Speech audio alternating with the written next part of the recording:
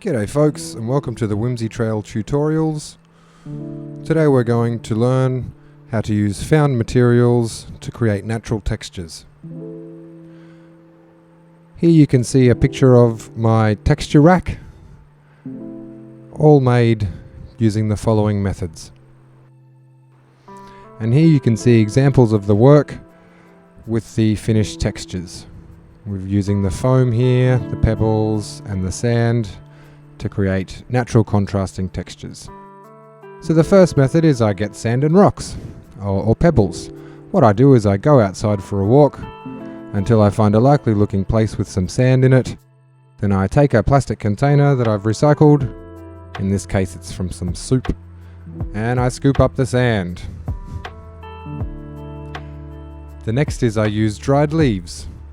So usually on the same walk, I'll find a likely looking place with some dried leaves on it, grab myself a plastic bag and then just scoop them up.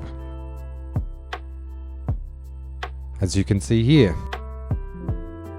Then I pop them in my blender and I blend them up until they're quite fine. I need to mention the step before this is I pop them in the oven at about 80 degrees Celsius for about 10 minutes. Keeping an eye on it, just so that I can get rid of any bacteria or germs or dog urine that may be on the leaves. I am just picking them up off the ground after all. Then I grab them and put them in my coffee grinder so that they're smaller. I want to try and get fine textures. A mixture of larger textures and finer textures is good. But to get the really fine ones, I just get a tea strainer there, or a sieve, not sure what you'd call it, and I just sprinkle them through it, getting the finer stuff coming out at the bottom, as you can see here. Just take your time, it can be pretty tedious, but the end result's quite good, and you'll have a lot of different natural textures that you can contrast with. Next method is sawdust, and it's very straightforward. Sweep up some sawdust, or get some from a shop, although recycling's way better.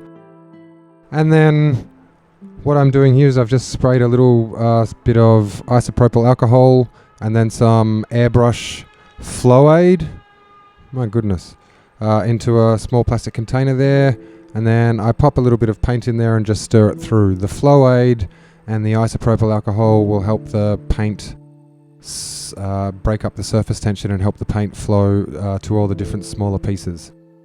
I just pick out some of the larger clumps, and then some that fall out I put back in there, and then I've just put it into the container with the pre-existing of that colour, in this case pink. And as you can see, you end up having two different tones in there, which is good. So you've got like a bright poppy one and then a lighter one. The final method is mattress foam.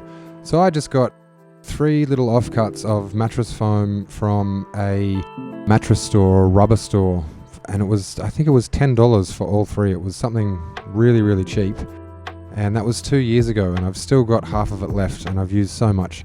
So what I do is I break it off into little chunks, and then I pop it into my blender and then blend it up into smaller chunks. And then I get those smaller chunks, pop it into my coffee grinder and blend it up to even finer chunks. Just be warned that you're about to create a lot of static electricity or static charge by all the foam and the movement of air inside the blender and the coffee grinder in particular. So it can be a bit of a pain to scrape all of the blended up foam out, and also just earth yourself before you touch any valuable electronics. No, it's not going to be too bad, but yeah, you might get a little static electricity shock. Anyway, here we see I've got the same as the sawdust. I just put a little bit of isopropyl alcohol and some flow aid, and then the colours that I want to blend. I've found to get lighter greens, you want to add yellow, because colour theory.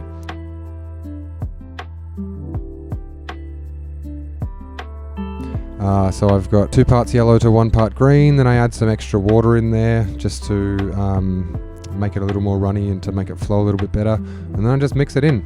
Looks like delicious pesto. Mix it in slowly until you get the desired effect. Add more paint if needed. The ground up mattress foam is pretty good, and it's quite diverse in the uses that you can use it for.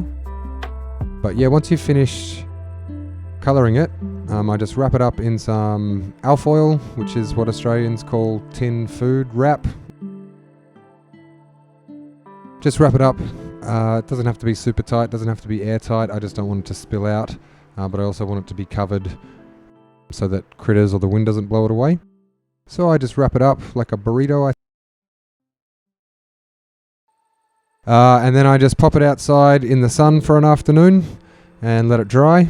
And then before I head home from the studio, I pop it inside for the night to leave it to dry, and that's what it comes out like this. And it's still a little bit clumpy, and you can keep some of those clumps if you like, because they're pretty much ready-made little bushes or shrubs. But I like to blend most of it up finer still, because if I'm going to make the bushes or the shrubs, I'll just make a colour or a batch specific to that job. Okay, and you can see it's a bit of a repetitive process. It's all quite repetitive. I use it as a mindfulness exercise. That's how I got into crafting and art. I use it as a mindfulness exercise to help treat my symptoms of PTSD. And not everything works for everyone, but this certainly works for me. I find if I can get myself in the zone, days pass, which is really good. Functionally, I mean days pass, not just blah. Okay, so here we go. That's it finished. It's all looking great. And then you can see those are the methods that I've used, just with different colours, to get my little collection here, which is enough to do I'm finishing a public arts project, and there's quite a few pieces that I've put together, and this is what I've got left over from it. And they were all full at the start, so you know you've got more than enough materials there to make heaps of things. And you can see the ground foam in the background along the footpath there as little shrubs.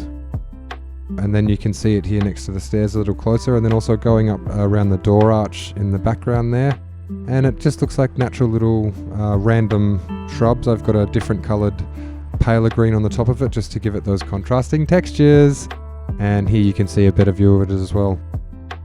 So that's how I create most of my materials, apart from paint and adhesives and whatnot. That's what I do, and now you can too, and I'm really looking forward to seeing any of the creations that you make using these methods, and you can show me by tagging me in either of these places.